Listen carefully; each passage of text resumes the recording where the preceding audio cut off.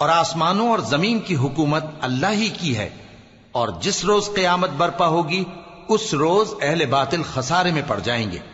اور تم ہر ایک فرقے کو دیکھو گے کہ گھٹنوں کے بل بیٹھا ہوگا، اور ہر ایک جماعت اپنی کتاب اعمال کی طرف بلائی جائے گی، جو کچھ تم کرتے رہے ہو آج تم کو اس کا بدلہ دیا جائے گا،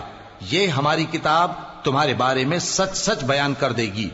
جو کچھ تم کیا کرتے تھے ہم لکھواتے جاتے تھے۔ اب جو لوگ ایمان لائے اور نیک کام کرتے رہے ان کا پروردگار انہیں اپنی رحمت کے باغ میں داخل کرے گا،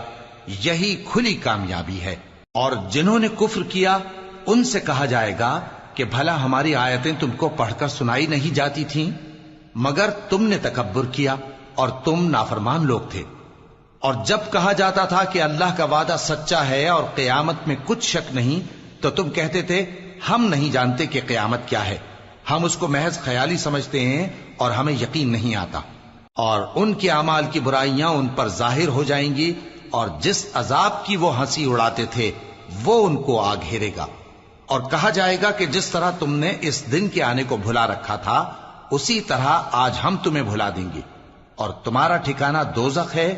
اور کوئی تمہارا مددگار نہیں۔ یہ اس لیے کہ تم نے اللہ کی آیتوں کو مذاق بنا رکھا تھا اور دنیا کی زندگی نے تم کو دھوکے میں ڈال رکھا تھا، سو آج یہ لوگ نہ دوزخ سے نکالے جائیں گے اور نہ ان کی توبہ قبول کی جائے گی۔ پس اللہ ہی کے لیے ہر طرح کی تعریف ہے جو آسمانوں کا مالک ہے اور زمین کا بھی مالک اور تمام جہانوں کا پروردگار ہے، اور آسمانوں اور زمین میں اسی کے لیے بڑائی ہے، اور وہ غالب ہے، دانا